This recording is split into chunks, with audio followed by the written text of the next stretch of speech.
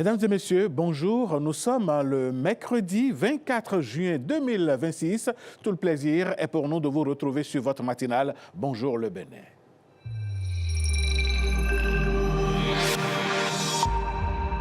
« 7 heures partout au Bénin, voici le bulletin matinal, le premier acte de votre Bonjour le Bénin, l'émission qui vous donne le meilleur.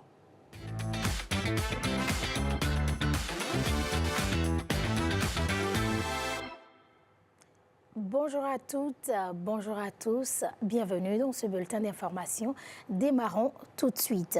Le Bénin engage la refondation de son système éducatif avec la mise en place d'un cadre d'orientation curriculaire. À Cotonou, depuis lundi dernier, experts, cadres ministériels, partenaires techniques et financiers participent à des travaux devant conduire à son élaboration.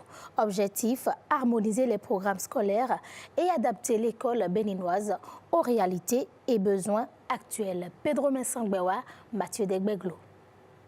Refonder l'école béninoise à partir d'une vision claire, cohérente et adaptée aux défis de demain. C'est l'ambition qui sous-tend l'élaboration du nouveau cadre d'orientation curriculaire.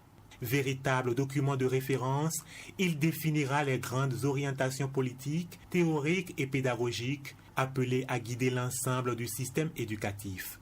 De la petite enfance à l'enseignement supérieur, en passant par la formation technique et professionnelle, aucun maillon du continuum éducatif ne sera laissé en marge. De 72 jusqu'à ce jour-ci, il y a eu des curricula. On se fixe toujours un cadre pour l'élaboration de ces documents-là. Le primaire ne peut pas avoir son cadre à part, le secondaire ne peut pas avoir son cadre à part. Pour bâtir ce socle stratégique, une démarche progressive et rigoureuse est retenue. Diagnostic, renforcement des capacités des acteurs nationaux, puis rédaction proprement dite du document. Les présentes assises marquent le lancement des travaux qui devront s'étendre sur environ 6 mois. Vous serez dans les prochains mois organisés en une équipe de supervision, une équipe de coordination et une équipe de rédaction, chacune jouant un rôle déterminant dans la cohérence et la qualité du document final. Sachez que vous travaillez non pas pour servir une échéance administrative, mais pour des millions d'enfants et de jeunes du Bénin. À terme, ce cadre devra servir de boussole à l'ensemble des réformes éducatives. Ce n'est pas que c'est un document qui est élaboré, qui va rester dans les bureaux. Son application, c'est dans les classes. Il permettra de mieux articuler les ambitions des politiques publiques avec les réalités du terrain, tout en définissant avec davantage de précision le profil du citoyen et de l'apprenant que le Bénin entend former pour les générations futures. Et nous restons dans le domaine de l'éducation. À Parakou, une nouvelle étape vient d'être franchie dans la lutte contre l'exclusion scolaire. Il s'agit désormais pour le gouvernement de vulgariser la stratégie de renforcement des alternatives éducatives, un cadre national pensé pour offrir une seconde chance aux enfants non scolarisés ou déscolarisés précocement. Objectif, rapprocher l'école de tous les enfants sans exception et transformer chaque parcours interrompu en opportunité de réinsertion. Ronald Robinson et Olviga Messon nous en disent plus.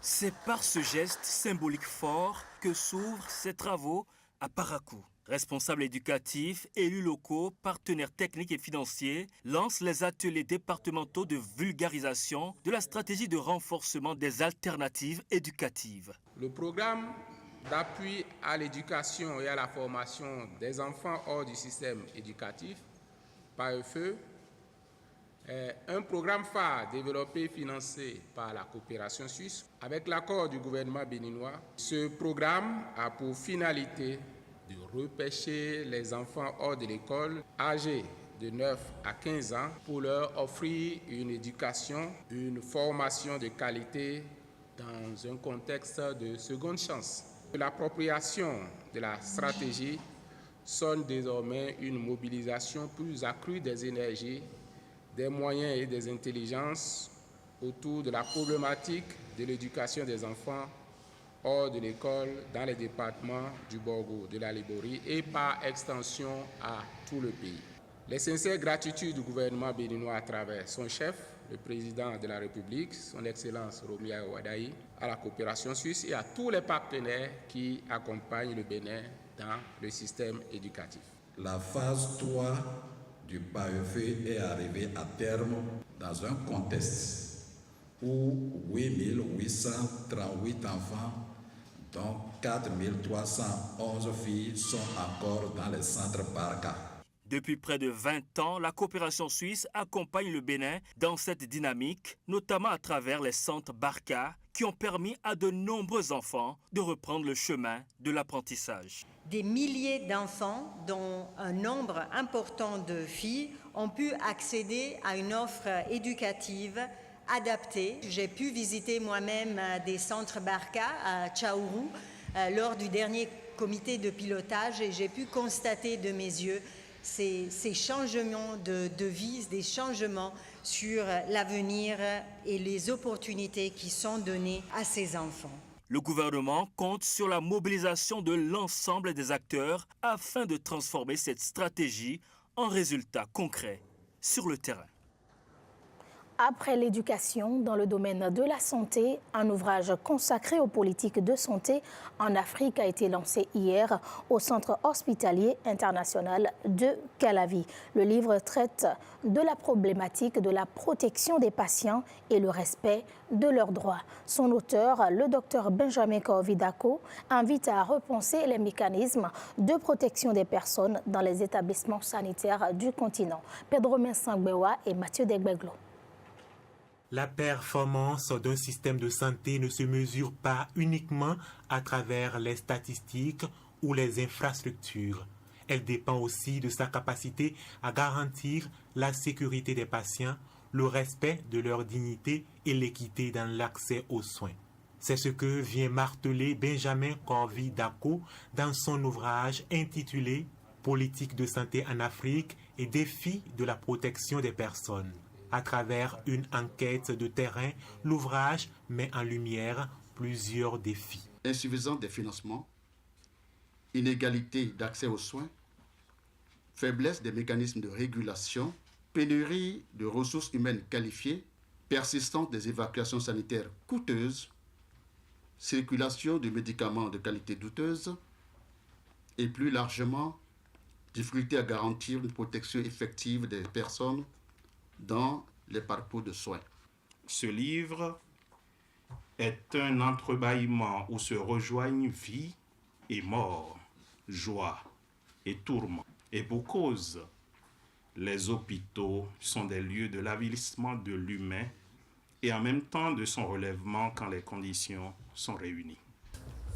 C'est à juste titre que l'auteur ne s'est pas limité au constat.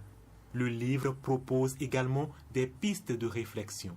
La première piste, c'est le renforcement des mécanismes de protection juridique et juridictionnelle des usagers à travers la mise en place d'un régime juridique plus spécifique, permettant de mieux cerner les méandres de l'activité médicale sous le prisme des exigences croissantes de sécurité et de protection sanitaire des personnes, sans occulter l'introduction progressive du principe de l'obligation de résultat, mais dans un contexte de ressources sanitaires optimales disponibles. Deuxièmement, la mise en place de mécanismes de vigilance sanitaire tels que la pharmacovigilance, la matériovigilance et l'infectiovigilance, qui sont des instruments phares pour l'amélioration de la coordination du contrôle des soins dans tout le système sanitaire en général et dans les formations sanitaires publiques en particulier. Présent à cette cérémonie de lancement en qualité de parrain, le ministre de la Santé, Benjamin Humpati, a salué une contribution qui nourrit la réflexion sur l'avenir des systèmes de santé africains. Parlons à présent des gaz à effet de serre. Ils sont invisibles mais omniprésents et jouent un rôle central dans le réchauffement climatique. Entre émissions liées aux activités humaines, pollution et dérèglements environnementaux, la nécessité d'agir fait aujourd'hui consensus. Décryptage dans ce reportage de Mathieu Sédémedji et Santiche Quincon. fumée de véhicules, brûlage des déchets ou encore déforestation. Autant d'activités qui contribuent à l'émission de gaz à effet de serre dans l'atmosphère. Invisibles pour la plupart, ces gaz retiennent la chaleur et participent au réchauffement climatique. Quand on fait de la combustion, il y a de la fumée noire qui sort. Quand on fait la cuisine et quand nos mamans allument les lampes dans les villages, là, ce qui sort, la fumée noire, c'est le carbone noir qui n'est pas bon pour notre santé, mais contribue également au réchauffement climatique. Pour de nombreux citoyens, les causes sont connues. Les gaz à effet de serre sont causés par des feux de brousse, la pollution environnementale. Ça agit sur le climat. C'est un phénomène qui dépend de nos habitudes. Il y a surtout les motos. Bon, parfois certaines motos ne sont pas entretenues. Face à cette situation, plusieurs pistes de solutions sont évoquées par les uns et les autres. On peut aussi créer des transports en commun, comme les bus dans la ville, les taxis. Pour les véhicules et à moteur thermique que nous conduisons, si le gouvernement peut subventionner pour que chaque péninsule peut avoir une moto électrique ou bien une voiture électrique là. Le moyen de transport le plus sain, c'est marcher. Vous ne mettez rien. Après la marche, il y a par exemple les bicyclettes. Vous ne mettez rien, vous ne brûlez pas de l'énergie, sauf l'énergie qui a servi à la fabrication. Vous êtes au nombre de 1000, chacun doit aller à sa moto. Alors que, au lieu d'utiliser cela, vous préférez un bus ou bien le train. Donc vous réduisez les émissions. L'appel à une prise de conscience collective résonne plus que jamais, car la protection de l'environnement demeure l'affaire de tous. Faciliter la circulation des marchandises et réduire les obstacles le long des corridors commerciaux ouest-africains, c'est l'ambition de Road Fluidity, une application numérique développée par l'Association ouest-africaine du commerce transfrontalier des produits agro-silvio-pastoraux et halieutiques. À Cotonou, les points focaux venus de plusieurs pays africains participent à un séminaire de 48 heures consacré à la prise en main de cet outil innovant. Reportage Koudous Abdoulaye Gildas Vito. Le socle de la CEDEAO, c'est la libre circulation des personnes, des biens, des capitaux. Ce n'est pas toujours évident. Des camions immobilisés, des marchandises retardées. Sur les corridors ouest-africains, les tracasseries routières continuent de freiner le commerce transfrontalier. Pour inverser la tendance, l'OCTA, l'Association ouest-africaine du commerce transfrontalier des produits alimentaires, agro-pastoraux et halieutiques, mise sur le numérique avec l'application Road Fluidity. Et la digitalisation d'aujourd'hui permet une certaine pérennité, une certaine sécurité, une certaine efficacité dans la mise en œuvre opérationnelle. L'application est disponible gratuitement sur Play Store. Le modèle facilite la gestion commerciale. Il soutient le développement des communautés régionales. Une application numérique qui veut rendre les routes plus fluides et le commerce transfrontalier plus accessible aux femmes et aux jeunes. Pour les femmes et les jeunes, ces outils représentent une véritable opportunité. Aux côtés de l'OCTA, AGRA, Sustainably Growing Africa's Food Systems, le partenaire a réaffirmé son engagement en faveur de l'autonomisation économique des femmes en investissant dans les solutions durables qui sécurisent leur activité. Le projet Road Fluidity favorise les échanges commerciaux. Il crée des opportunités pour les communautés régionales. Aux assises de Cotonou, les points focaux venus de différents pays d'Afrique auront 48 heures pour s'approprier cette solution digitale dont l'avènement sonne comme une révolution dans le commerce transfrontalier en Afrique de l'Ouest et au Sahel. Voyons à présent cette expérience pas très ordinaire. danser sans haut-parleur, chanter sans nuisance sonore et partager la même piste de danse tout en écoutant différentes musiques. Le concept de la Silent Disco gagne du terrain à Cotonou. À travers l'initiative Ooukan Silent Disco, les participants vivent une expérience immersive et innovante. Découvrons cet univers avec Saint-Tiche Quincon et Jacob Tochoido.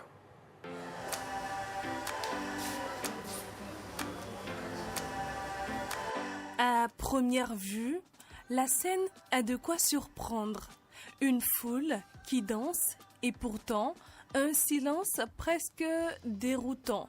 Bienvenue dans la première Silent Disco, une discothèque silencieuse improvisée en plein air.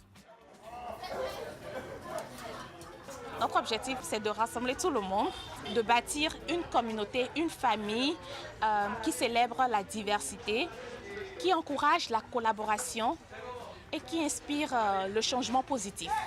Pour entrer dans la danse, un seul accessoire obligatoire, ce casque sans fil. À l'intérieur, pas moins de 3 canaux différents. En un clic, on passe de l'afrobeat à la variété internationale ou au rap. En bas, c'est off et on. Donc j'allume là.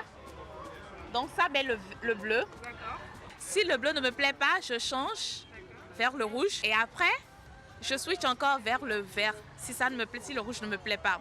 Sur la même piste, les corps bougent, mais pas sur le même tempo. Ça se passe trop bien. Je suis arrivée il n'y a pas très longtemps, mais voilà, j'adore déjà le moment que je passe. Parfois, quand on va en boîte, quand on va dans un bar écouter de la musique, on est obligé de subir le goût d'autres personnes ou les goûts d'autres personnes. Mais avec cette expérience, je peux écouter ce que j'ai envie d'écouter à l'instant. J'aime pas tous les styles musicaux. Et là, avec ce casque-là, je peux choisir un des 3 canaux. Et avec le casque, on peut arrêter le son ambiant, donc on peut se concentrer sur la musique. Je trouve qu'elle est assez intéressante de vivre sa musique personnellement et de la changer quand on la souhaite. Je suis dans un monde que je ne saurais expliquer. C'est très bien d'avoir des fréquences où on peut choisir soi-même sa musique, on met le volume comme on veut, on s'enjaille en fond. La musique, c'est la musique quand même. Cette expérience séduit déjà donc une clientèle venue chercher une autre manière de faire la fête. Preuve qu'il n'est pas toujours nécessaire de faire monter les décibels pour rassembler les foules.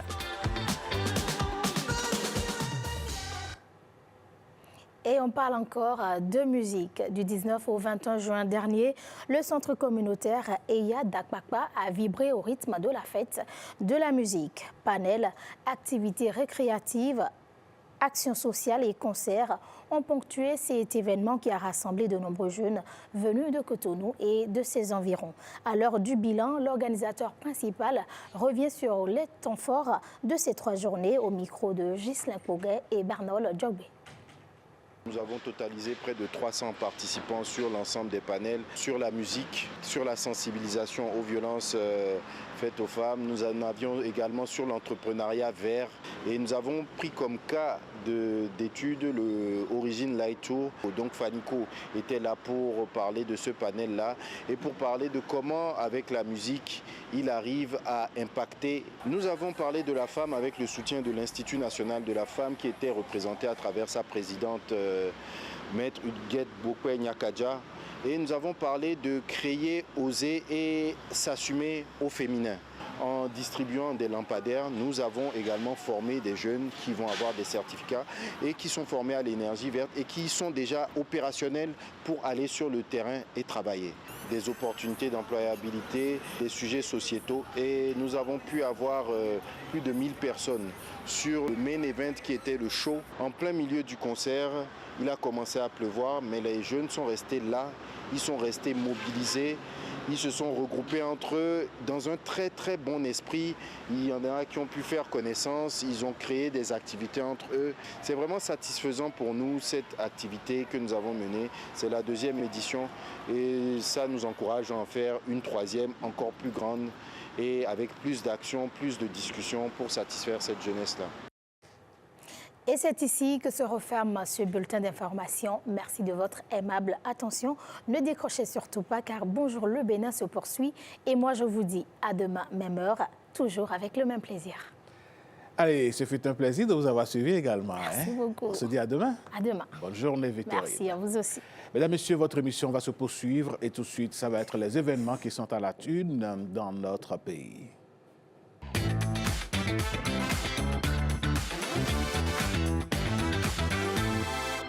Événement à la une, Patrick Diossou déjà sur ce plateau. Patrick, bonjour. Oui, bonjour Alain Sochoumé ce matin. Ça va super bien.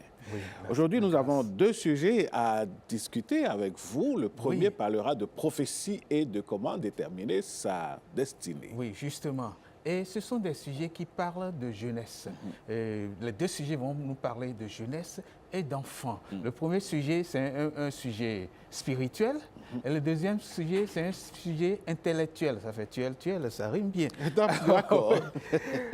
Premier sujet, parler de spiritualité, parler de prophétie, parler de destinée. Pourquoi la prophétie? Pourquoi la destinée? Nous sommes avec le prophète Aouno. Il est un prophète qui nous est venu, non pas du Bénin, mais hors du Bénin. Bonjour, oui, prophète bonjour. Aouno. Enchanté d'être avec vous ce matin. Je ne suis pas venu spécialement du Bénin, mais je suis du Bénin.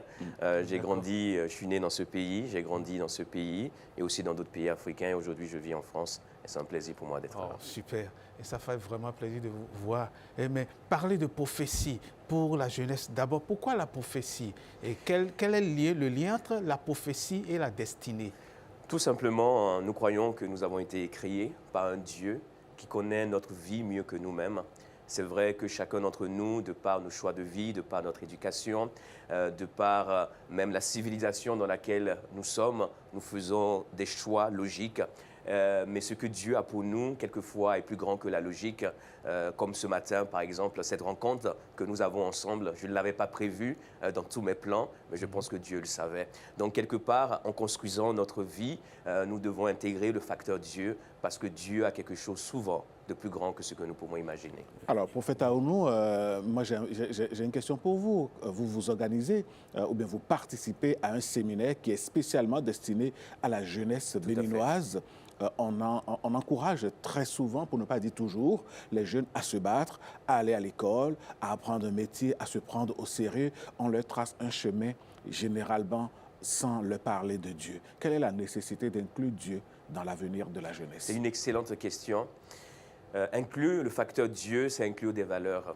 Aujourd'hui, le monde dans lequel nous vivons nous propose des choix, nous offre des possibilités, des opportunités, mais tout ce qui brille n'est pas forcément de l'or. Et je crois que dans l'éducation que nous donnons à nos enfants, il est important de pouvoir leur donner des valeurs. Et quand on lit la Bible, on voit des hommes et des femmes qui ont été influents dans la société, dans les civilisations, que ce soit Babylone, Daniel ou Joseph en Égypte, mais qui avaient des valeurs. Cela leur a permis de pouvoir être des dirigeants qui aimaient leur peuple, qui ont pensé à leur peuple, même s'ils pensaient à eux, mais d'abord à leur peuple. En fait, les valeurs nous donnent un certain canevas, un certain cadre, et surtout nous permettent de pas simplement vivre pour nous, mais de vivre aussi pour les autres, entre autres. Oui, je voudrais toujours continuer par rapport à ces valeurs-là. Certains considèrent que, en parlant de destinée, qu'il y a la prédestination et que chaque être est déjà prédestiné dès sa naissance ou bien avant sa naissance. Comme le disait le prophète Jérémie, avant que tu ne naisses, je te connaissais dès le ventre, avant que tu ne sois dans le ventre de ta mère. Mais est-ce que cela peut pousser d'autres personnes à ne pas agir et se dire qu'ils sont déjà prédestinés, qu'ils ont déjà un avenir et qu'ils attendent que l'avenir se fasse?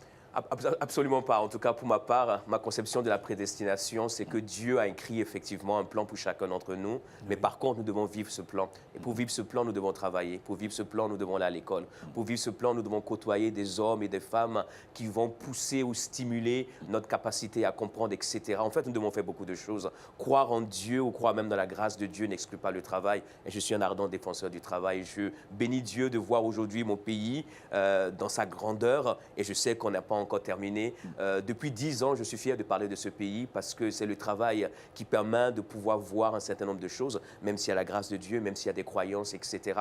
Donc, croire en Dieu et savoir que Dieu a destiné quelque chose pour nous n'exclut pas que nous avons un rôle à jouer parce que nous ne sommes pas des robots. Dieu participe avec nous. Malgré le plan qu'il a pour nous, c'est notre implication, notre croyance dans ce plan et notre implication dans ce plan qui va permettre à ce que ce plan puisse arriver. Dieu peut avoir un plan pour nous sans que nous le vivions si nous ne sommes pas participants et il ne nous force pas. Prophète Aounou, généralement, ce n'est pas pour lancer des pierres aux églises béninoises ou à l'église en général dans le monde. Quand on organise des séminaires pour les jeunes, on parle de mariage, on parle de foyer, on parle de tout ce qui tourne autour de la famille, sans jamais sans presque jamais mettre les jeunes dans l'univers de la gestion, dans l'univers du leadership, dans l'univers de la politique, par exemple. Alors, que pensez-vous d'une telle attitude et comment est-ce que l'Église au Bénin peut renverser la tendance et former le citoyen chrétien ou croyant à la gestion de la cité?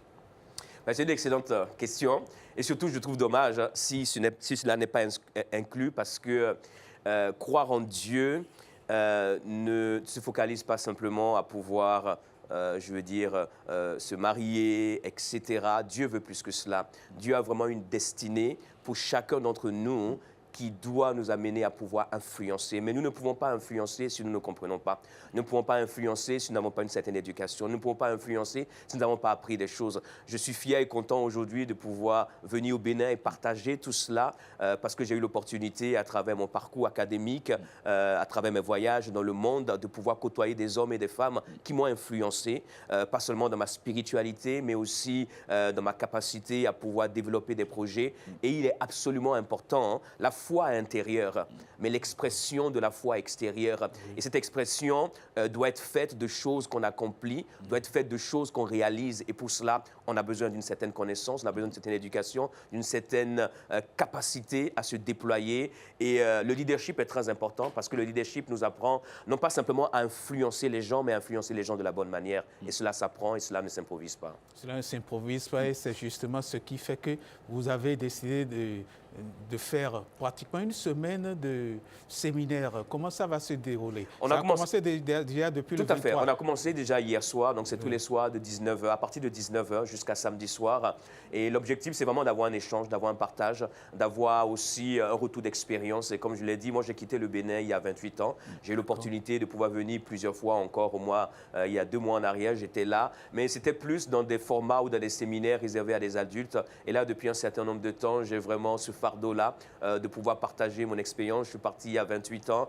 J'ai fait mes études en Bourgogne, à Paris, aux États-Unis, en Angleterre. Je trouve que c'est normal de pouvoir rendre à la société et particulièrement à ce pays ce qu'il m'a donné. Donc c'est une première, on va dire, c'est une tentative et puis on verra comment les choses évoluent. Je crois véritablement que la foi doit nous pousser à accomplir des choses et de belles choses qui laissent des traces dans l'histoire et qui donnent aussi gloire à notre Dieu. Ce séminaire, vous l'organisez où et de quelle heure à quelle heure? Il est organisé à l'église biblique du Saint-Esprit, donc à Tantôt, derrière Servas. Et donc, c'est tous les soirs, donc déjà depuis hier jusqu'à samedi de 19h à 22h.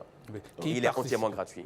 Alors, et pour les jeunes, qui participent pour ceux qui croient ou ceux qui ne croient pas, peu importe. En tout cas, si vous croyez qu'il y a un Dieu quelque part qui a écrit quelque chose sur votre vie, et surtout si vous voulez embrasser cela et vivre votre destinée, et surtout vivre une destinée qui va impacter les autres, qui va servir les autres, et qui va, si je puis dire, au Bénin, servir notre nation, alors vous êtes invité à venir écouter, et ça ne coûte rien de pouvoir écouter. Merci. Je crois qu'on a fait le tour. Vous avez un mot de la fin? Le mot de la fin, ce serait de pouvoir encourager vraiment chacun de ceux et celles qui nous écoutent à pouvoir inclure le facteur Dieu dans ce qu'ils font. Et sachez que ce Dieu-là est un bon Dieu et qu'il nous donnera de pouvoir accomplir de grandes choses. Merci. Parfait. Merci beaucoup. Le rendez-vous est donc pris depuis hier jusqu'au 27, tous les jours, à partir de 19h, à l'église biblique du Saint-Esprit. C'est l'occasion pour nous de faire un clin d'œil au bishop Josué Aounou, qui pilote tout ceci en arrière-plan. Allez, merci à vous. On va prendre congé donc du prophète Aounou, qui va céder sa place à quelqu'un d'autre. Il va céder sa place à quelqu'un d'autre. Le temps qu'il parte, on va suivre cet élément pour que la deuxième personne puisse s'installer. Parfait. Un élément qu'on suit rapidement. Oui. Jésus nous a libérés du péché originel. En conscience, mon frère, et réponds-toi. Il à tous à Cotonou. C'est une joie pour moi de pouvoir être avec vous, particulièrement pour ce séminaire jeunesse à l'EBSE. Ce sera du 23 au 27 juin et ce sera tous les soirs à 19h. Nous parlerons de la destinée prophétique. Je crois que dans cette saison, il est temps que chacun d'entre nous, et particulièrement les jeunes gens, les jeunes filles que vous êtes, que vous puissiez entrer dans cette destinée glorieuse que le Seigneur a pour vous. Alors je vous donne rendez-vous à l'EBSE pour cette semaine qui sera extraordinaire, où le Dieu vivant qui parle prophétiquement parlera à chacun de nos cœurs afin que vous puissiez entrer dans ce qu'il a prévu et ce qu'il a destiné pour chacune de vos vies. Je vous donne rendez-vous à Cotonou, à l'EBSE. Shalom. Jésus nous a libérés du péché originel. En conscience, mon frère, et réponds-toi. Jésus nous a libérés du péché originel. En conscience, mon frère, et réponds-toi. Retour plateau donc, Patrick, pour parler loin de toute sphère prophétique, mais plutôt de la sphère littérature. Voilà, prophétique, littérature, spirituelle, intellectuelle. Intellectuelle, on est avec Madame Prudentienne Baguidi. Elle est la directrice de la librairie Savoir d'Afrique. Elle est la présidente des libraires du Bénin et de l'Afrique, je crois. Les libraires du Bénin et administrative au sein de l'Association internationale des libraires francophones. Association internationale des libraires francophones. Et l'appel, c'est toujours avec vous? Non, l'appel, c'est l'Association des éditeurs du Bénin. Ah oui, c'est différent. C'est deux corporations différentes. C'est deux Mais corporations nous sommes différentes. frères et sœurs. Vous êtes, OK. Oui. Alors, il y a eu quelque chose qui a été lancé déjà le 18 juin et qui s'achève le 18 septembre, je crois. Oui. Et c'est une activité qui va rassembler toute la jeunesse béninoise parce que ce sont des ouvrages qui sont édités par une maison d'édition ou des maisons d'édition du Bénin, ce sont des ouvrages qui ont été dessinés, parce que ce sont des BDistes, dessinés par des BDistes béninois. Oui. Dites-nous tout par rapport à cette activité qui a pris déjà corps et qui continue jusqu'au 18 septembre. D'accord. Merci beaucoup. Et nous sommes là pour parler de la collection Aventure béninoise. Oui. Cette collection comprend 3 bandes dessinées et un manga béninois. Oui, et je vous en parenthèse pour dire que c'est pour la première fois qu'on a un manga au Bénin. Les mangas, quand on parle de manga, on voit toujours les Japonais et autres. Oui. Mais c'est un manga écrit typiquement par un Béninois, édité par une maison d'édition béninoise. Pour ceux qui ne connaissent pas les mangas, ou pour ceux qui connaissent, ce sont des ouvrages édités, vous l'avez dit, par des Japonais, et avec des pouvoirs magiques pour les personnages. Exactement. Oui, oui. Mais ici, ce n'est pas l'histoire de pouvoirs magiques, mais c'est une aventure que le BDIS a pu décrire, mais sous forme de manga. Manga parce que ce sont des livres qui s'ouvrent à l'envers. Vous allez voir des deux côtés. Au lieu d'ouvrir de ce sens vers ici, c'est de l'autre côté. De l'autre côté, oui, oui. Les jeunes en raffolent. Oui. Donc, on a profité pour mettre cela dans leurs mains et leur permettre de s'épanouir. Donc, je disais que la collection Aventure béninoise, ce sont des BD édités dans le cadre du projet Ressources éducatives. Ce projet financé par l'Agence française de développement et mise en œuvre par l'Institut français et a pu sélectionner notre pays, le Bénin, parmi les 3 pays pilotes, à savoir le Bénin, le Madagascar et la Guinée-Conakry. Oui. Donc, ce projet est arrivé à son terme. Et pour avoir une continuité, une série de BD a été éditée et nous avons fait le lancement il y a de cela 1 an, le 12 juin passé. 1 an après, nous avons fait le bilan le jeudi passé dans le cadre d'un webinaire pour faire le bilan et voir comment créer un consortium pour pérenniser ce qui a été fait par ce projet dans ce pays, le Bénin. Donc nous avons mis à la disposition des jeunes ces bandes dessinées éditées uniquement par des Béninois, écrits par des jeunes BDistes béninois. Ce sont des jeunes qu'on ne connaît pas, mais qui ont fait des merveilles. Et je vous assure que ces BD ont fait le tour déjà des différents départements du Bénin. Et aussi, on l'a présenté au Salon du livre de Montreuil. C'est un grand salon du livre de jeunesse. Oui. Au Salon du livre de Boulogne, au Salon du livre de jeunesse de Conakry et au Kenya récemment. Donc, nous avons dit, nous ferons 3 mois de promotion profiter aussi des vacances qui se pointent déjà pour mettre ces livres dans la main de la jeunesse béninoise. Madame Baguidi, revenons au BD dont vous nous parlez. Quelles sont les thématiques que les auteurs abordent dans ces ouvrages? Et ce sont des faits quotidiens, les faits historiques aussi, surtout dans la collection Aventure béninoise. Ils ont parlé des récits historiques dans cette collection. Les maraudeurs, vous savez que nous tous, dans notre enfance, on a été en quelque sorte des maraudeurs de je ne veux pas finir. Oui, vous comprenez. Donc, ce sont des... pour aller chercher des fruits exactement, de l'autre voisin. Avec la permission de Ange Nicaise Dorego, je viendrai vers vous pour prendre un peu ces ouvrages et montrer aux téléspectateurs. Dites-moi, ça par exemple, ça m'intéresse. Pourquoi pas, on va prendre aussi ceci. Cotonou à fond. Cotonou à fond. Ah ben, attendez, je vais vous montrer, mesdames et messieurs, ne vous en faites pas. Alors, quand on parle de Cotonou à fond, normalement, on doit écrire, ça c'est Cotonou. Tout commence déjà par l'écriture. Cotonou, ordinairement, n'est pas écrit comme ça. Exactement. Et donc, à fond n'est pas écrit comme ça, normalement. Mais là, ce n'est pas une faute, ou bien ce ne sont pas des fautes. Est-ce que c'est fait à dessein? C'est fait à dessein. C'est fait à dessein. D'abord, pour montrer Cotonou, ça a été francisé par ce que nous avons l'habitude d'écrire Cotonou. C'est Cotonou. C'est Cotonou, c'est ça qu'on est en train de dire. D'accord. Moi, je l'ai lu dans le langage français. Sinon, c'est Cotonou à fond. À fond. C'est-à-dire à fond. Ah, d'accord. Cotonou à fond. Cotonou à fond. Pour traduire en français, on dira quoi? Bon, Cotonou se réveille en quelque chose en griffe. Cotonou, est-ce que tu es bien réveillé? Oui. Bon, le Bénin est réveillé depuis. Hein? Alors donc, ce sont des ouvrages, des bandes dessinées réalisées par des Béninois. On a des personnages, des jeunes Béninois. Les enfants qui raffolent de lecture pourraient découvrir les différents personnages de ces ouvrages-là. Exactement. Mais alors, quel est l'intérêt pour la jeunesse, Madame Prudentienne Baguidi, de s'adonner à la lecture dans un monde où tout est digitalisé, où tout est réseaux sociaux? C'est ça. Vous voyez, pour éduquer quelqu'un, il faut commencer par le bas âge. C'est l'objet même de ce projet, lié à apprendre. On a constaté que dans le cursus universitaire ou éducatif du Bénin, on n'a pas mis dans le programme les lectures plaisir. Oui. Depuis la maternelle jusqu'à l'université, l'État béninois programme si vous voyez les livres scolaires, la liste des livres scolaires, il y a des ouvrages qui sont programmés, mais dont ce n'est pas pris en compte. Donc ce projet, pendant les 3 ans, les 4 ans que ce projet a été exécuté au Bénin, on a eu à former des enseignants pour les amener à introduire, durant le cursus éducatif, amener les enfants à la lecture, amener les enfants vers les BD. Et pourquoi on a amené les BD?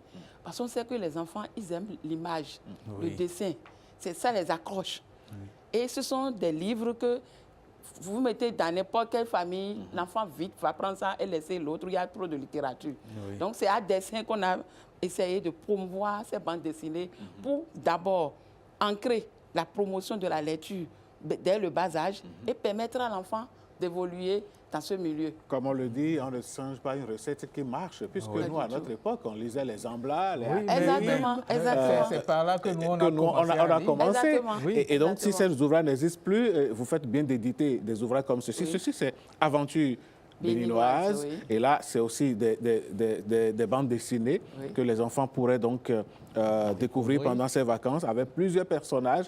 Ça va être intéressant de faire peut-être des clubs de lecture à la maison ou au quartier, pourquoi pas. Pourquoi pas. Allez, donc, mais pourquoi est-ce que, Patrick, je vais laisser le livre là orphelin? Non, on ne va pas faire ça comme ça. Ange ne sera pas d'accord avec moi et Madame Baguidi non plus. Et donc, qu'est-ce que lui, il a commis comme péché pour que je ne le montre pas? Donc, je le montre. Allez, et là, nous avons les maraudeurs dont vous parliez, c'est clair. Et les voilà prêts à la chasse. Oui. Comment est-ce que vous décrivez la couverture de ce livre, Madame Baguidi? Bon, je ne suis pas l'auteur, je ne suis que la distributrice, mais en tant que lecteur ou bien lectrice, je vois 3 petits garçons, l'un avec un bâton en train peut-être de poursuivre quelque chose, et les autres sont un peu agités. Vous voyez, il y a la peur. Ouais, en train est-ce de qu'on va nous guetter. découvrir? Peut-être que le propriétaire du Est-ce que le propriétaire manguier... n'est pas à côté? Bon, Oui. il y a cette peur-là, et Ouais. l'autre étant leur sauveur, a le bâton à côté. Donc, ce n'est que je Ça, peux c'est ce votre que je- interprétation de la chose. Donc, j'invite les lecteurs à venir pour connaître le contenu. Mais ce qui est sûr, ça va être une histoire de maraudage. Oui, Les gens qui exactement. vont chercher des oranges, des mangues, Exactement. les fruits de saison sur les parcelles des autres, dans les maisons. Ben, on a qui ont tous connu fait des ça. En tout cas, aventures, moi j'en ai fait quand j'étais encore petit. Allez. Donc, vous voyez, il faut toujours des faits pour accrocher les enfants. Oui. Ça permet de vite les amener vers la lecture. Et ces histoires sont toutes des histoires de quotidien qui peuvent les amener vers la lecture. Et le mangage, ce que je lis ici, enfermé dans une grosse calebasse depuis plus de 10 ans, laisse Vodunsi, Lokosi Agathe, tente de se libérer pour se venger et détruire Cotonou et Abomey. Ben, dis donc. Mais elle trouvera sur sa route la jeune Kosiwa, détentrice d'une puissante calebasse au nom de Black Hole. Allez, Donc, Patrick, on va demander donc aux auditeurs, non, aux téléspectateurs de découvrir ce livre. Oui. Avant de revenir à Mme Gbagidi, on va marquer une petite pause pour faire un clin d'œil à nos partenaires et revenir clôturer ce plateau.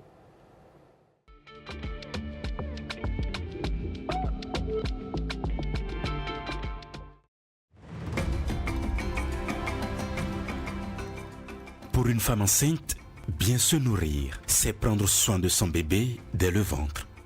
Dans nos villages et nos villes, les aliments locaux regorgent de richesses nutritionnelles. Manger varié et équilibré, du maïs, du mil, du manioc ou du riz pour l'énergie. Des légumes verts comme l'amarante et le moringa. Des fruits de saison comme la papaye et la mangue. Ajoutez à votre assiette des protéines, du poisson, des œufs, des légumineuses comme le niébé. Pensez aussi à boire beaucoup d'eau et à consommer du lait ou du fromage. Évitez les aliments trop gras, trop sucrés ou transformés. Une maman bien nourrie, c'est un bébé en bonne santé, prêt à affronter l'avenir. Mangez local, mangez équilibré pour offrir à votre enfant un bon départ dans la vie. Ceci est un message de l'Agence nationale de l'alimentation et de la nutrition, ANAN. Comprendre pour agir en faveur de la nutrition. Le programme 20 000 logements sociaux et économiques est désormais une réalité. Il est enfin possible pour chaque Béninois ou non d'acquérir un logement moderne, adapté et abordable. Bien plus qu'un simple projet immobilier proposant des logements avec un séjour spacieux, 3 chambres confortables, une cuisine fonctionnelle et des sanitaires modernes, ce programme offre un véritable cadre de vie avec des pistes cyclables, des espaces verts, des aires de jeu pour le bonheur des plus jeunes et la convivialité entre familles. Tous les logements du programme sont conçus selon une typologie F4. Si vous êtes éligible, optez pour une villa sociale pratique et confortable avec un séjour, 3 chambres à coucher, une cuisine et une salle d'eau. Sinon, choisissez parmi l'un des 3 types d'appartements économiques avec toujours un séjour, 3 chambres à coucher, une cuisine, 2 salles d'eau, une buanderie et un balcon. Ou alors, notre top produit, une villa plus grande et plus spacieuse avec un séjour, 3 chambres dont une parentale avec salle d'eau attenante, une deuxième salle d'eau, une cuisine, une arrière-cour, une chambre de service et un garage. En location achat avec des mensualités étalées sur 25 ans selon le type de logement choisi, en achat au comptant ou en location simple pour appartements économiques. Les villas sociales sont exclusivement réservées aux fonctionnaires de l'État béninois sous condition d'éligibilité. Quant aux logements économiques, ils sont ouverts à tous sans distinction de nationalité. Fonctionnaires, salariés du secteur privé, artisans, agriculteurs, commerçants, professions libérales, retraités, béninois de la diaspora et bien d'autres encore. Retenez bien, le programme 20 000 logements offre à toutes ces cibles résidant au Bénin ou de toute autre nationalité l'option privilégiée de la location achat sur une durée de 25 ans pour les logements économiques. Dès que vous êtes attributaire de votre logement, vous n'avez qu'à payer 1 mois de caution et votre première mensualité et vous recevrez vos clés. Payez ensuite vos mensualités avec possibilité de lever l'option d'achat à tout moment. Vous devenez ainsi propriétaire avec des mensualités à partir de 97 000 francs CFA pour un logement social. Pour tout savoir sur le programme, les logements disponibles, les conditions d'accès et les étapes pour devenir propriétaire, consultez la plateforme programmelogement.bj pour réserver votre logement en un clic. Le programme 20 000 logements, c'est l'assurance du confort moderne accessible à tous.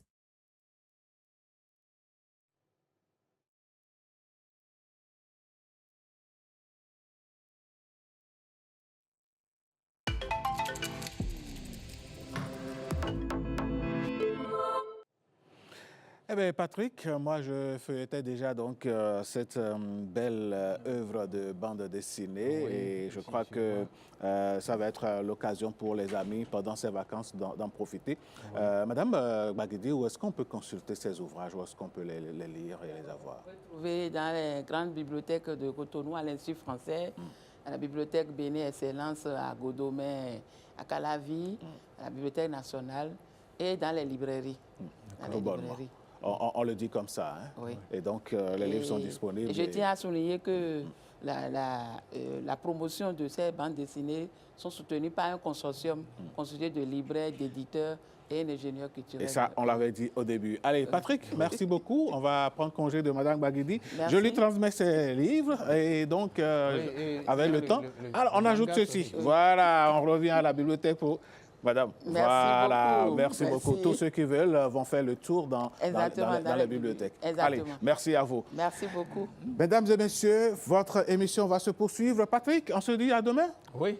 Pour d'autres événements? Oui, ça c'est le Bénin, l'événement à la une, mais c'est en même temps le Bénin en mouvement. C'est le Bénin qui marche. Oui, c'est le Bénin qui marche. Allez, vous faites bien de l'introduire et je vais accueillir Jennifer et de fort belle manière ce matin. Il n'y aura pas de transition. Patrick, je vous laisse partir avec votre invité. Jennifer, venez. Merci beaucoup. Merci. Voilà, on fait ça comme ça. Allez, bonjour. Ça va? Alors, vous me recevez, hein, quelle galanterie. Ah, mais bien sûr, je vous installe. Allez, Jennifer, allez-y. Merci beaucoup. Allez-y. Alors, ce matin, Jennifer, nous parlons de Bénin en mouvement et nous allons engager un sujet très, très important. Allez, mais avant, voici la virgule qui installe l'invité.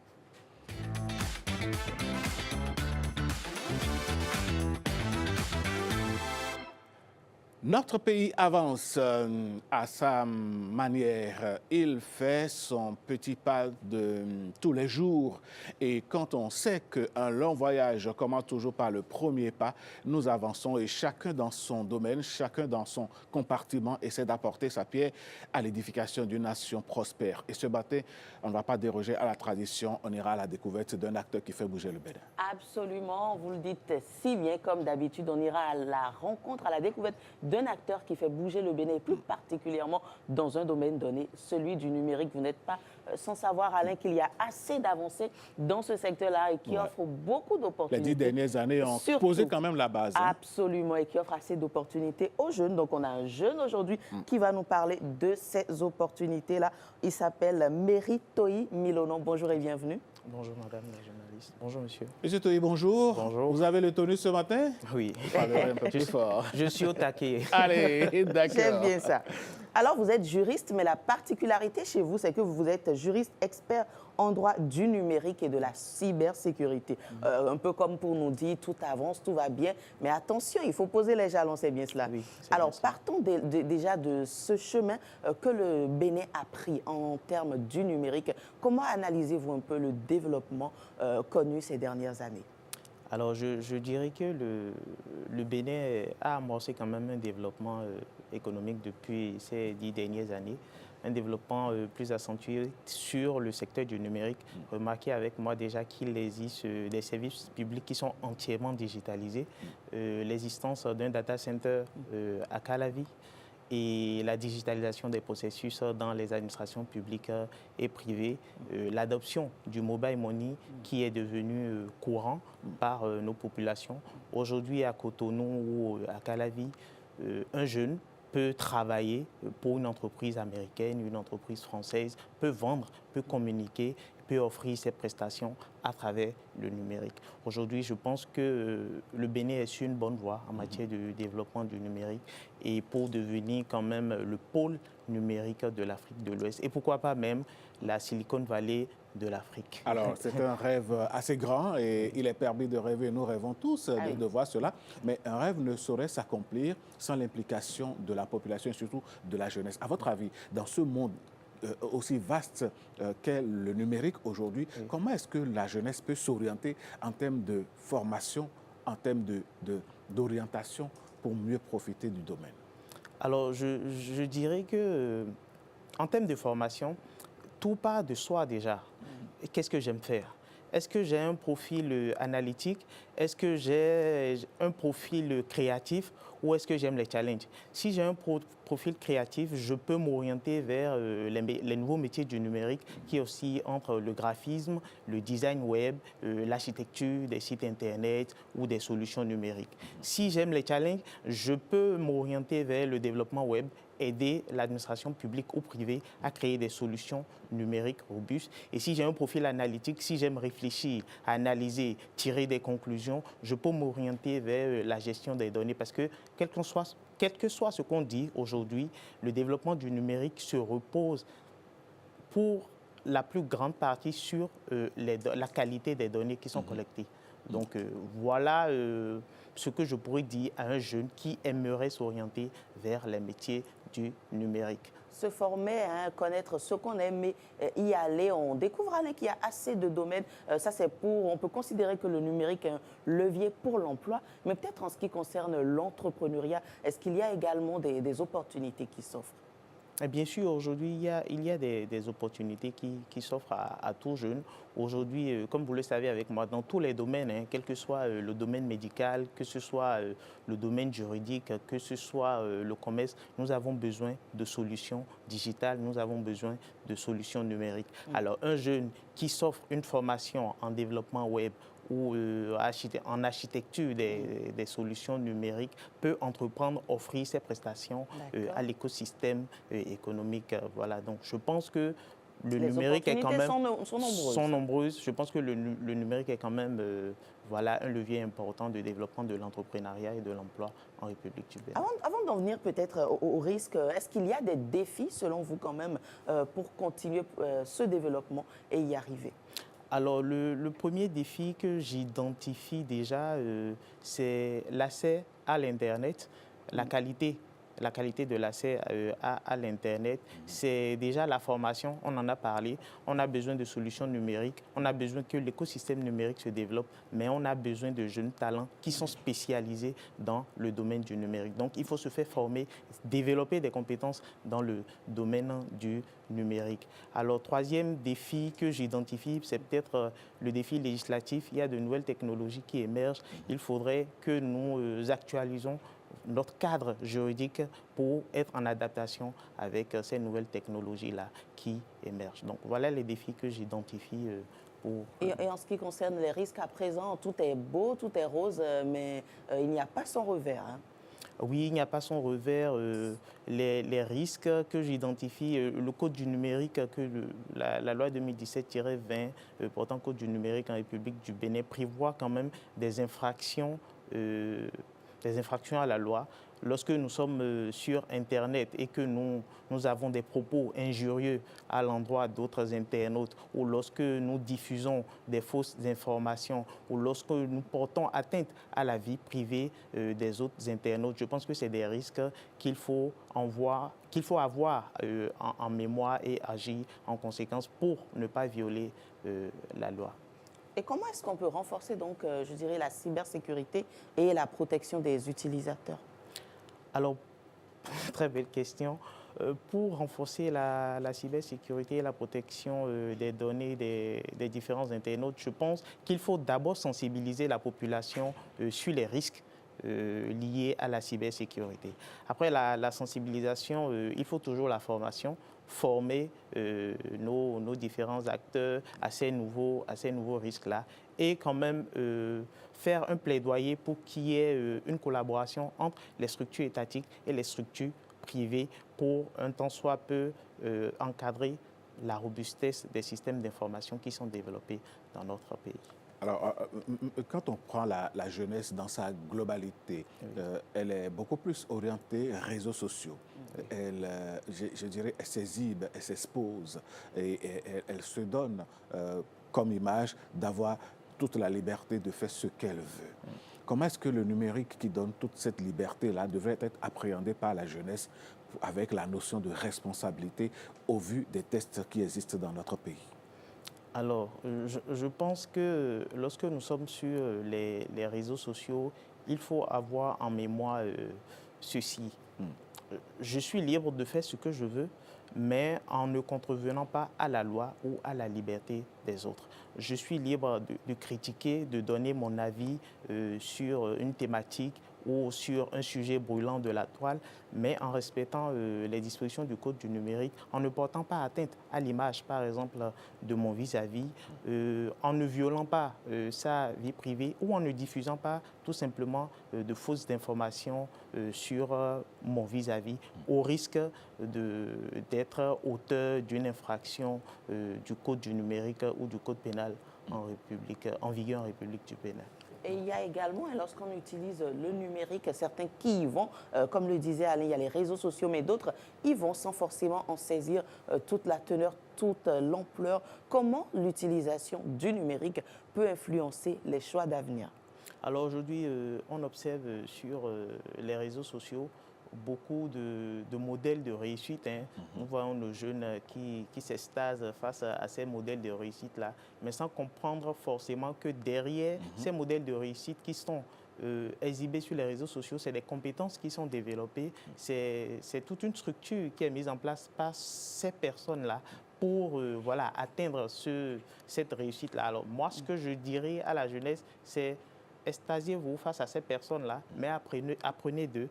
Quelles sont les compétences que ces personnes-là développent? Quelle est la stratégie qu'ils implémentent pour atteindre cet objectif-là? Apprenez de ces personnes-là et faites pareil, formez-vous, développez vous-même vos structures et voilà. Et justement, est-ce qui nous a poussé vers votre profil, justement, vous militez un peu pour cela, vous avez publié des ouvrages dans ce sens-là. Oui. Pouvez-vous nous dire déjà d'où vous êtes parti cette idée? Alors, c'est une histoire personnelle. Je pense que l'année dernière, ma petite soeur a eu le bac. Et 3 mois avant le bac, je lui ai posé la question de savoir, mais après ton bac, qu'est-ce que tu aimerais faire? La réponse qu'elle m'avait servie n'était pas du tout convaincante. Elle n'était pas sûre. Elle avait dit quoi pour ne pas rentrer dans la discrétion? Non, elle m'a dit que pour le moment, vraiment, elle ne sait pas ce qu'elle va faire, mais qu'au pire des cas, elle va s'offrir une formation professionnelle.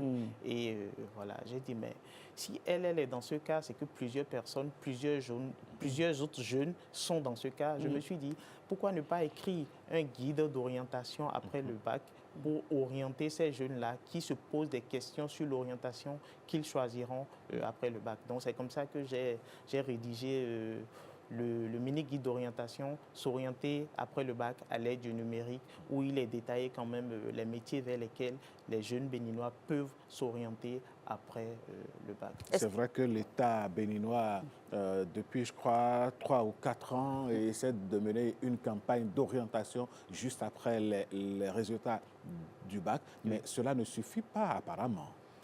Oui, je pense que l'État fait des efforts, mais les initiatives privées également, nous, tout le monde, nous devons militer à l'orientation de nos jeunes frères, de nos jeunes sœurs vers ces métiers porteurs d'avenir. Comme nous l'avons dit tout à l'heure, aujourd'hui, c'est l'économie numérique.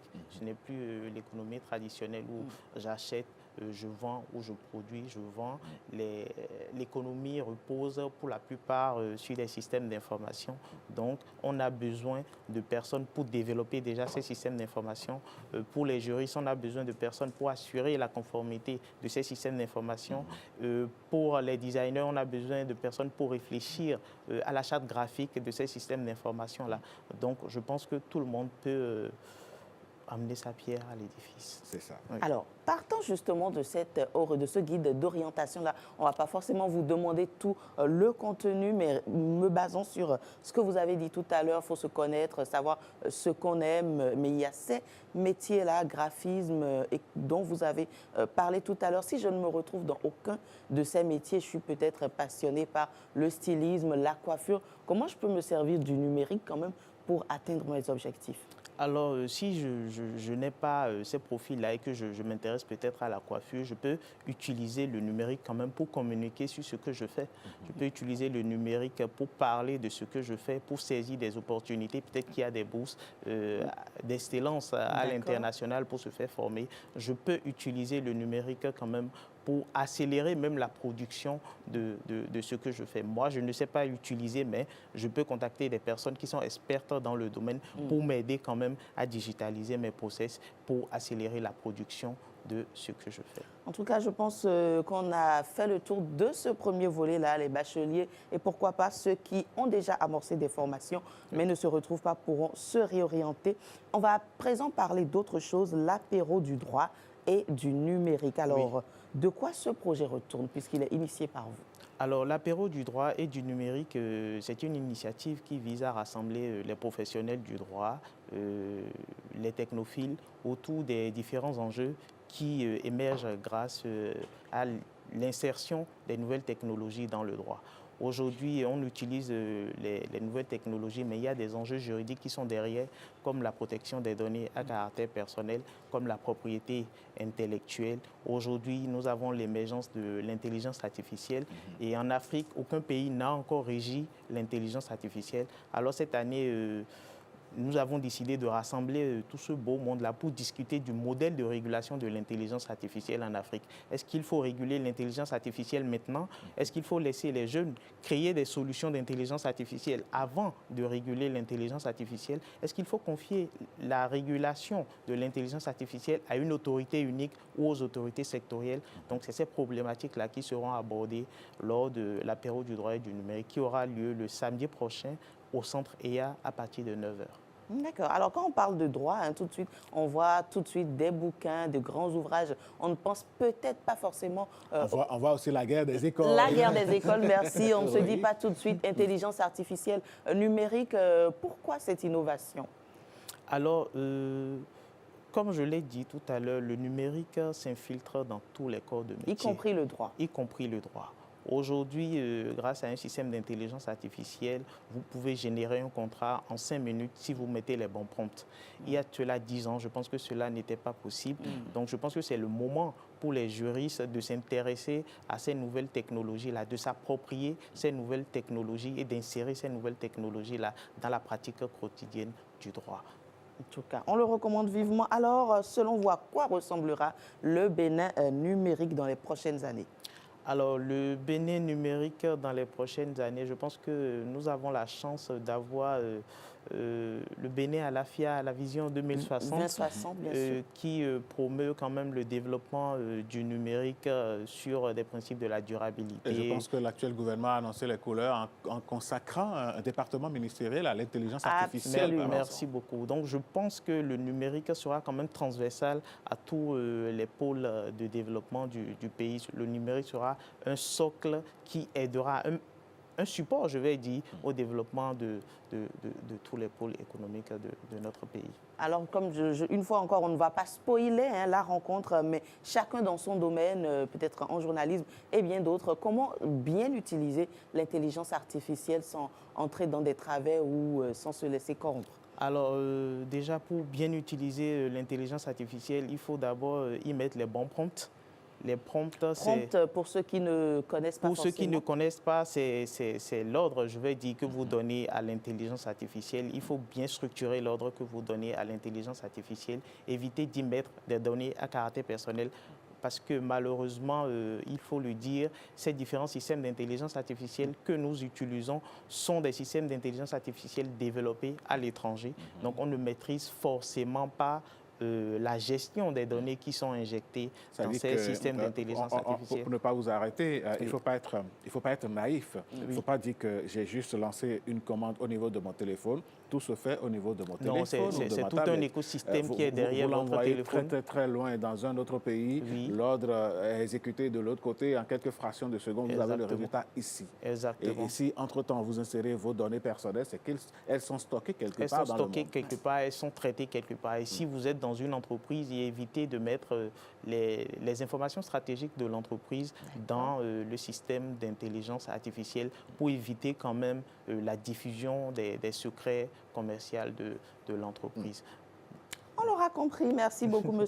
Toyi Milomé. Peut-être un dernier mot en ce qui concerne tout ce qui est défi et pourquoi pas à la jeunesse qui nous suit. Alors, comme message à la jeunesse, ce que je dirais, c'est que le numérique est une opportunité, qu'il ne faut pas avoir peur du numérique, il faut s'intéresser au numérique, se faire former, développer des compétences et proposer des services tout simplement au nouvel écosystème qui est en train de naître. Alain est passionné de musique, vous allez pourquoi pas trouver des alternatives? Ah mais bien sûr, ça existe déjà avec une flopée de musique artificielle. Je n'irai pas l'IA, mais faites attention à ne pas violer les droits d'auteur des Voilà, des parce qu'actuellement, on note plusieurs reprises de chansons qui existent déjà. Comment est-ce que ça se fait? Est-ce que ces auteurs pensent aux auteurs vrais de ces œuvres avant de les transformer ainsi? Ça, c'est une question. Il faut avoir conscience de ces enjeux-là. Mais là aussi, ça ouvre un boulevard. Les artistes de la musique, pour ne pas dire, enfin, ceux de la musique en particulier, devaient réfléchir autrement, non, à leur production. Si aujourd'hui, avec un prompt, je peux demander à l'intelligence artificielle de me créer une musique et avec une voix pratiquement humaine, est-ce qu'il n'y a pas un risque à l'avenir? Bien sûr qu'il y a un risque à l'avenir, le risque de violation des droits de propriété intellectuelle. Et je pense que nos États prennent déjà la mesure de la problématique. Et bientôt, je pense que notre législation va s'adapter à ces enjeux-là pour mieux protéger quand même les droits d'auteur de nos artistes. En tout cas, l'IA ne peut pas valablement représenter un chanteur. Non, il n'y aura pas la chaleur de cette voix, il n'y aura pas cette présence-là. Allez, je me fais votre manager déjà. D'accord. Notez cela. Parfait. Mon équipe a commencé par être mise en place. On va prendre M. Nolino, c'est ça, M. Toyi, comme notre agent judiciaire. Pourquoi pas? Ça me ferait plaisir. Il a su les arrières et puis bon, l'équipe est constituée. Absolument. Allez, merci beaucoup Jennifer. Merci beaucoup. Merci M. Toyi. On vous souhaite plein succès au café, c'est ça? Oui, l'apéro du droit et du numérique. Apéro du droit et du numérique. Oui. D'accord. Est-ce que nous sommes invités? Bien sûr. Nous, on ne fait pas du droit ici. Hein. Non, bien sûr. Vous ne faites pas du droit, mais vous pouvez venir prendre conscience de ces enjeux-là juridiques qui concernent tout le monde d'ailleurs. Oui. Merci beaucoup. Merci à vous, Alain. On se retrouve demain. Oui, on se retrouve demain. Toujours avec le même plaisir. Merci beaucoup. Allez, Jennifer, c'était là le Bénin en mouvement. Une autre rubrique à présent, ça va être votre santé. Et vous le savez très bien, cela nous importe et cela nous intéresse. Voici le tapis que nous dressons à Christelle.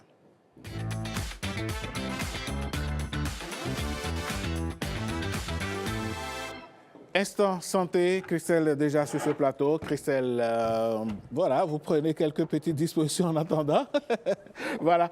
Bonjour Christelle. Bonjour Alain, bonjour à tous. Nous parlons ce matin du bilan de santé. Tout à fait. Quels sont les examens nécessaires pour sa santé? On verra tout ceci avec notre invité du jour, Dr Jamila Tourourou, qui est avec nous. Avant de la recevoir, nous allons suivre ce petit élément réalisé pour nous par Génial Afouda Moussi Abouka. Le bilan de santé, un ensemble de tests cliniques et d'examens.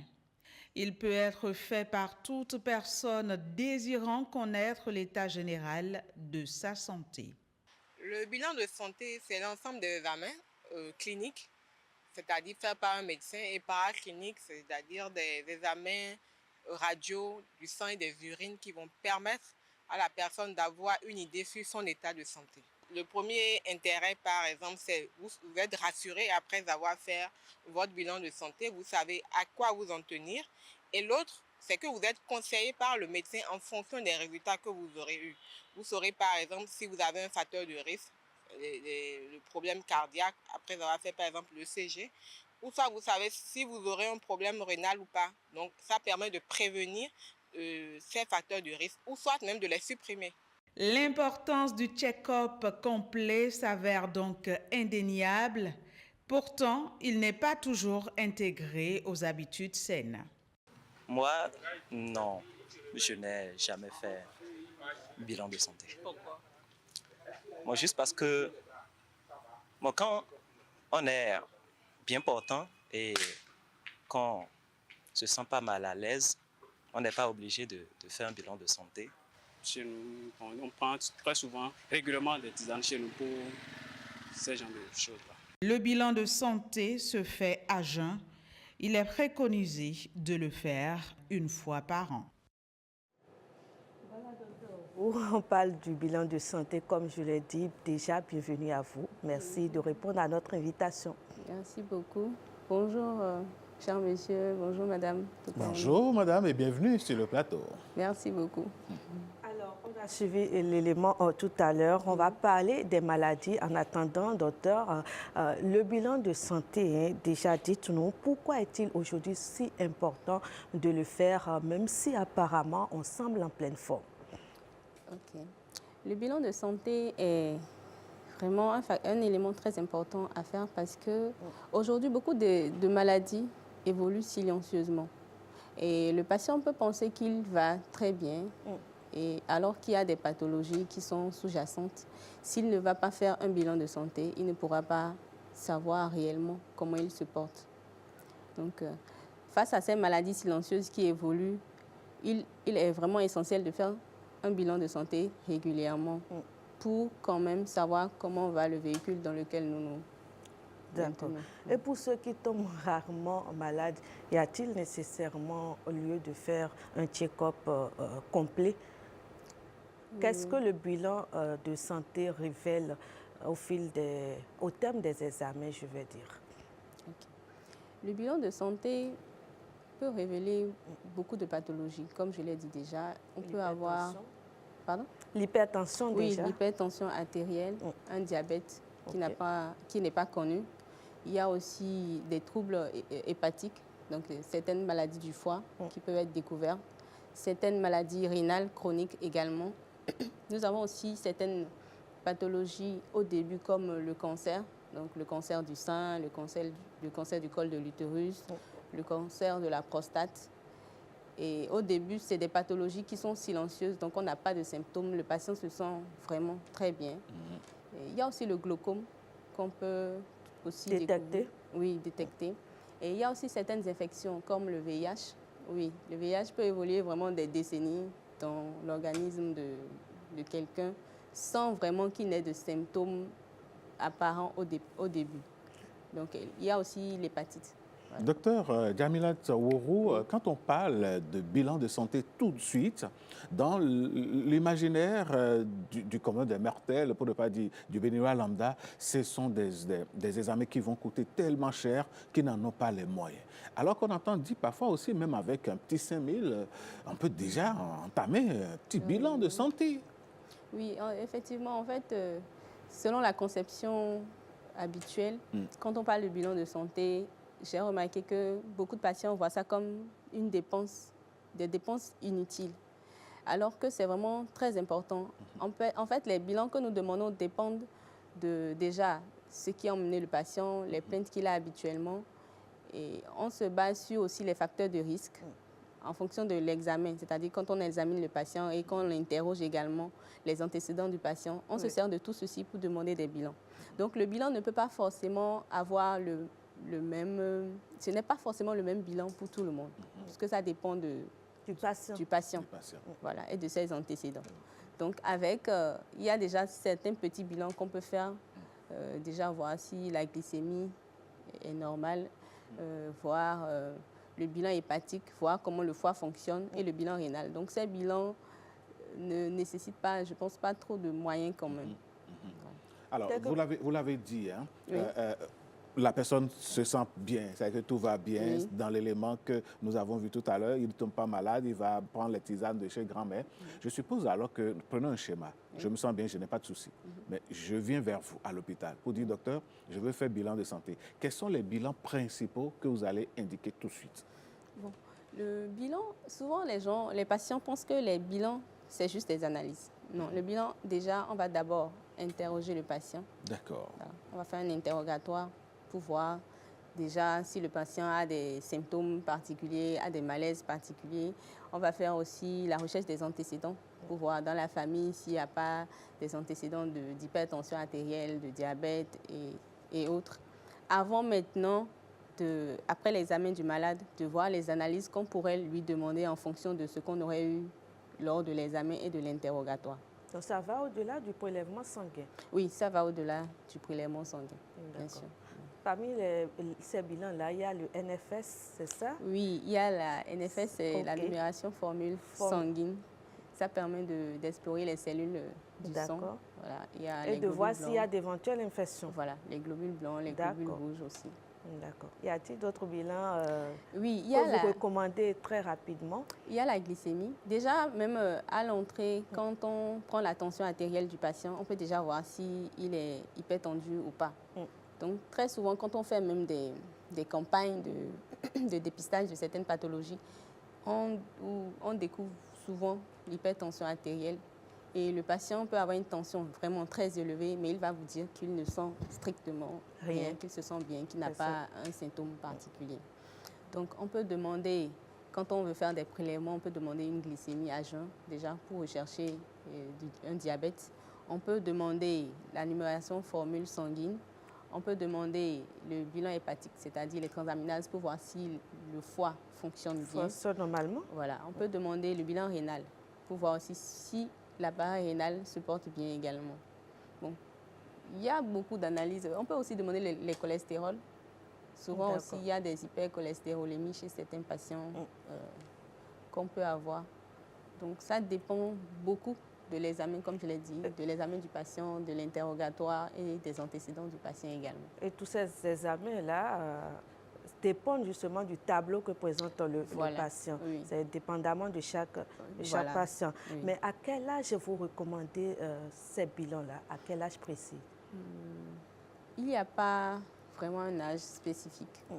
Mais déjà, pour certaines pathologies chroniques que nous avons, on recommande déjà à partir de la trentaine, donc 30 à 40 ans, déjà de commencer par faire régulièrement des bilans de santé. D'accord. Pour voir. Maintenant, en fonction des antécédents du patient, c'est-à-dire si dans sa famille, il y a des patients qui ont des parents hypertendus ou diabétiques, ça peut être plus tôt. Mais souvent, c'est déjà dans la tranche de 30-40 ans qu'on peut déjà commencer par demander des bilans. Alors, malgré les sensibilisations, les enjeux dans l'imaginaire de beaucoup, tant qu'on est bien dans sa peau, tant que psychologiquement on se porte bien, il n'y a pas lieu de faire un bilan de santé. Que répondez-vous à ces genres de personnes? Oui, moi je dis à ces patients, parce que par exemple, je vais prendre un exemple très simple. Il y a des patients qui viennent et on leur fait des prélèvements et juste après ces prélèvements, quand on leur dit que les bilans sont bons, ils sont un peu frustrés, ils se disent j'ai gaspillé mon argent, docteur, je vous avais dit que je n'avais rien. Et on leur dit c'est toujours mieux de savoir comment on se porte parce qu'on est beaucoup plus rassuré. C'est vrai, il y a des contraintes financières et l'ignorance aussi qui fait que beaucoup de patients n'ont pas forcément le réflexe de consulter et de vouloir faire un bilan de santé. Mais aujourd'hui, avec les maladies émergentes, avec la recrudescence de beaucoup de pathologies qui avant étaient méconnues et qui aujourd'hui sont enflammées, c'est vraiment essentiel de faire un bilan de santé. Même si on n'a pas assez de moyens pour le faire, c'est quelque chose qu'il faut programmer puisqu'on peut le faire une fois par an. Donc, c'est déjà quelque chose qu'il faut programmer. Une fois par an? C'est la fréquence? Oui, on peut faire le bilan une fois par an. Mais non, ça dépend de certaines pathologies. S'il y a des patients déjà qui ont déjà certaines pathologies, eux, ils vont faire leur bilan de contrôle plusieurs fois. Ça peut être 2 fois dans l'année. Mais généralement, déjà, une fois par an, c'est déjà bien. Docteur Djamila Tourou, vous avez parlé tout à l'heure de l'âge. On va revenir un tout petit peu là-dessus. On entend souvent dire que pour les hommes spécifiquement, à partir de la quarantaine entamée, il faut, ne serait-ce qu'une fois par an, aller checker au niveau de la prostate pour voir comment est-ce que cet organe se porte pour ne pas avoir des problèmes plus tard dans la vieillesse qui pourraient déboucher sur d'autres conséquences graves. Qu'en dites-vous, docteur? Oui, effectivement, c'est vrai. À partir de la quarantaine, c'est important de vérifier la prostate. Donc pour cela, il y a des analyses qu'il faut faire. Il y a déjà la consultation qui nous permet de faire un examen de la prostate pour voir la consistance de la prostate. Après, il y a une échographie prostatique qu'on va faire pour voir réellement si la taille de la prostate, l'aspect de la prostate va bien. Et un prélèvement aussi qu'il faut faire pour voir comment la prostate se porte.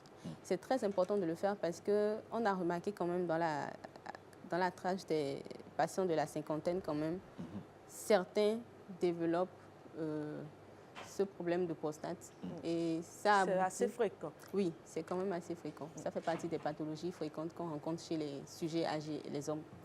D'accord. D'accord. Alors, moi, je voudrais qu'on aborde ce sujet. Docteur, si vous le permettez, bien là, on est déjà pratiquement aux portes des vacances. Les enfants sont à la maison, on va s'amuser, on va se promener et tout ça. Mais les vacances, qui dit vacances, dit aussi rentrée. Et en attendant de vous inviter à nouveau sur ce plateau pour en parler, quelles sont les dispositions que les parents doivent prendre déjà au niveau des enfants en les surveillant ou bien la veille de la rentrée? Comment est-ce que ça va se passer pour leur bonne santé en termes de les bilan? vacances ou à l'approche de la rentrée? Pour les vacances ici. Oui, pour les vacances, c'est vrai que c'est un moment qui est différent de, je vais dire, de la rentrée. Les enfants sont à la maison, donc ils sont beaucoup plus exposés, ils vont jouer, ils vont se balader. Donc, moi, j'insiste beaucoup sur la surveillance, l'hygiène déjà. Il faut pouvoir vérifier la propreté des enfants, ce qu'ils mangent. Donc, éviter aussi beaucoup de sucre, les sucreries. Essayer de manger Faire équilibré. attention à leur alimentation. Voilà, prendre soin de leur alimentation, vérifier leur hygiène. Et je pense que ça peut déjà aller. D'accord. Mais non, ils peuvent faire des bilans. Comme je le dis, surtout les enfants. Les enfants, c'est des tableaux qui évoluent très rapidement. Vous allez voir un enfant jouer là, et quelques minutes après, le tableau, voilà, ça change. Donc, même quand on dit l'enfant ne tombe pas malade, souvent, moi, je conseille aux parents, parce que les cas qu'on reçoit, c'est des cas de palu graves, des fois chez les enfants. Donc, je conseille souvent aux parents régulièrement, même si c'est par mois ou chaque 2 mois, d'envoyer les enfants pour vérifier la NFS, voilà, une goutte épaisse pour voir si l'enfant n'a pas un palu. Parce que l'enfant peut être en train de jouer, mais il ne se porte pas bien. Donc, voilà. Alors, docteur, dans votre expérience, dites-nous déjà, est-ce qu'il vous est déjà arrivé de découvrir une maladie quand même sérieuse au terme d'un contrôle de routine chez un patient? Oui. Il y a eu un patient, ça c'est très régulier, hein. Il y a des patients même qui viennent juste pour faire des certificats médicaux. Et quand on prend la tension artérielle, on voit que c'est même un patient qu'il faut garder, qu'on ne peut même pas. Alors que lui-même ne s'en rend même pas compte. Non, il ne s'en rendait pas compte. Il te dit non, moi je suis juste venu faire un certificat médical. Je ne peux pas, vous ne pouvez pas m'hospitaliser. Donc ça c'est juste en prenant la tension artérielle du patient qu'on peut avoir ce cas-là. Oui, ce cas-là. Maintenant, pour des bilans, des patients peuvent venir juste pour faire un bilan et on peut voir qu'il a peut-être un VIH. Il ne savait pas. Il a une hépatite. Il ne savait pas. Et on peut aussi voir qu'il avait aussi un diabète. Ça, c'est même très fréquent. Il va vous dire non, qu'il ne sent rien de particulier. Mais jusqu'à quel point, Alain, s'il vous plaît, jusqu'à quel point ces maladies peuvent rester silencieuses? Oui, ça dépend de la maladie, mais des fois, il y a certaines pathologies qui peuvent durer des mois, voire des années. OK. Oui, des D'où mois, l'importance de faire le bilan, annuel. Alors, docteur, prenons l'exemple de ce patient dont vous venez de parler, qui vient à l'hôpital comme ça pour un certificat médical. Je dirais la chose la plus banale qui existe, mais vous découvrez qu'il est diabétique. Est-ce que dans sa famille, il y avait déjà des antécédents? Comment se fait-il que lui-même ne savait pas? Est-ce qu'il n'y a pas des signes qui auraient pu prévenir? Oui, souvent chez les parents, des fois les parents ne sont pas diabétiques, ça dépend du tableau. Le patient chez qui on va se rendre compte que les parents sont diabétiques, lui il ne fait pas son contrôle peut-être parce qu'il a peur. Okay. Souvent, il y a cette peur-là. Ils te disent que souvent, ils disent, non, docteur, quand je ne fais pas de bilan, je n'ai rien, mais quand je viens faire de bilan, on trouve toujours quelque chose. C'est beaucoup plus psychologique. Donc, voilà, c'est psychologique. Cette croyance-là fait qu'il ne voudra pas venir faire une consultation systématiquement parce qu'il a peur de découvrir quelque chose. Maintenant, chez d'autres personnes, c'est beaucoup plus l'ignorance. Et par exemple, chez ceux dont les parents ne sont pas diabétiques, bon, lui, il a peut-être eu son diabète à cause de son alimentation et tout ça. Donc, chez lui, il sera vraiment surpris quand vous allez lui apprendre qu'il est diabétique. Il y a même des patients, parce que souvent, c'est des pathologies. Chez les diabétiques, on pense que c'est les patients obèses qui sont diabétiques, ce qui n'est pas souvent le cas. Voilà. Il y a des patients qui ont une corpulence normale, mais qui sont diabétiques. Du coup, quand c'est même eux, ils ne vous croient pas. Ils disent qu'ils vont aller faire un contrôle ailleurs. Et donc, une personne svelte peut se retrouver diabétique. Bien sûr. D'accord. Alors, au fond, pour résumer, est-ce qu'on peut dire aujourd'hui qu'un bilan de santé, Dr Roux, ne sert pas seulement à vérifier, mais à détecter tôt une maladie, une pathologie? Ça sert de prévention, en quelque sorte. Le bilan de santé, ça permet de prévenir et d'éviter les complications. Donc, c'est vraiment, ça a un but préventif et ça a aussi un but d'éviter les complications. Parce que si on découvre une pathologie très tôt, on a plus de chances de s'en sortir. Voilà. Mais quand on fait son bilan et qu'on découvre qu'on a peut-être un cancer du col, mais vu très tôt, c'est différent de celui qui va faire son bilan ou celui qui va avoir ses symptômes déjà. Il va commencer par déjà avoir... Voilà. Ce n'est pas la même chose. On le dit souvent dans cette rubrique, le dépistage précoce est toujours mieux que le dépistage tardif. Voilà. Le dépistage précoce sauve la vie, tout simplement. Voilà. Moi, je dis, excusez-moi, quand j'essaie de convaincre les patients, je dis, mais c'est un réflexe pour nous de prendre notre voiture et d'aller faire une révision de la voiture. C'est tellement très facile de prendre nos appareils. On dit, oui, je vais aller réviser la voiture, je dois faire la révision de ma voiture. Mais pour son propre corps, si on n'a pas de symptômes, on a vraiment du mal à aller ce n'est pas spontané, en fait. Voilà, ce n'est pas spontané. D'accord. Alors, il y a beaucoup de patients, j'imagine, qui vous écoutent en ce moment. Quel message aimeriez-vous leur adresser pour qu'ils se rendent compte de la pertinence, sinon de l'importance de faire son bilan de santé de façon régulière? Je dirais... Régulière, pardon. Je dirais à ces patients que le dépistage, c'est vraiment une preuve d'amour pour soi-même. Ça, je vais aller jusqu'à ce niveau. C'est une preuve d'amour pour soi-même, c'est une preuve de respect et d'amour pour soi-même. Parce que savoir comment on se porte, c'est s'aimer et aimer aussi les autres. Parce que si on découvre quelque chose tardivement, ce n'est pas que seul qu'on est impacté. C'est tout l'entourage. C'est d'abord le cercle immédiat, après le cercle professionnel. La famille, tout cet entourage-là est impacté.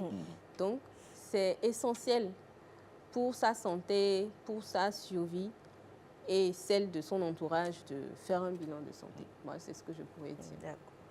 Docteur Jamila Tourou, merci d'être passé à nous voir. Je rappelle que vous êtes médecin généraliste. Oui. Alain, c'est tout pour aujourd'hui. On se retrouve demain avec une autre thématique.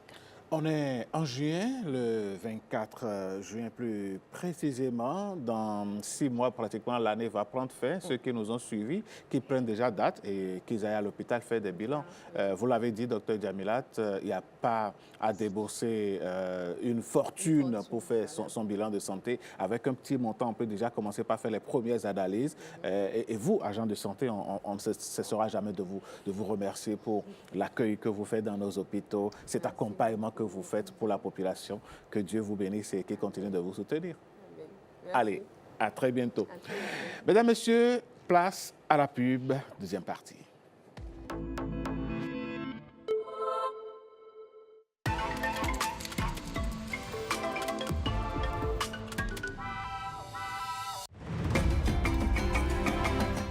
Ils sont partout, dans les boutiques, à la maison, à l'école, et nos enfants en raffolent. Les aliments ultra transformés, biscuits, bonbons, nouilles instantanées, chips, boissons sucrées, snacks, gâteaux, pizzas industriels, les saucisses et saucissons. Ce sont des aliments fabriqués par l'industrie dont la composition naturelle a été fortement modifiée. Le problème, bien qu'ils soient faciles d'accès, pratiques et prêts à être consommés, les aliments ultra transformés contiennent très peu de nutriments utiles, presque pas de vitamines, presque pas de fibres, mais en revanche, ils sont très riches en sucre, en sel, en mauvaise graisse, en colorants et additifs chimiques, ce qui ne fait aucun bien à la santé.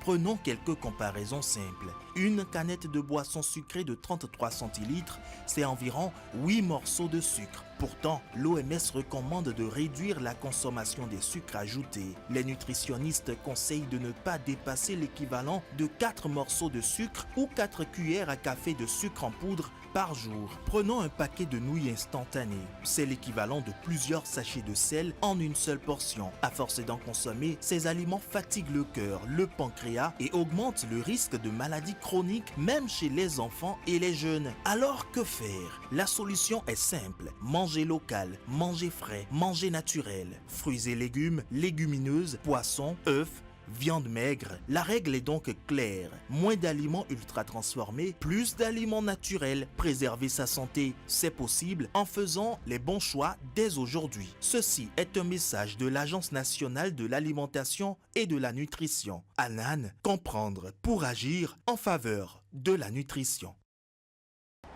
Allô? Je viens juste de sortir du resto. Non mais, c'était incroyable. Le décor, les lumières, le dessert. Attends, j'ai fait de superbes photos. Faut que je te les envoie. Raccroche pas. Oui, je t'envoie les photos.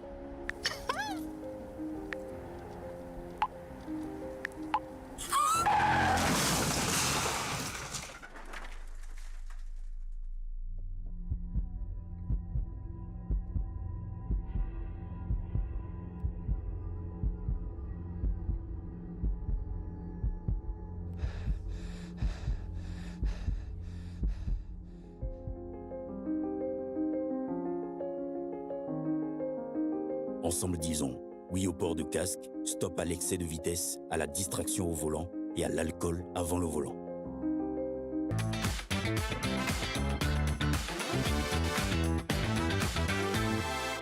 Ulvaeus Balogun, bonjour. Bonjour Alain, bonjour à toutes et à tous. Vous allez bien super ce matin?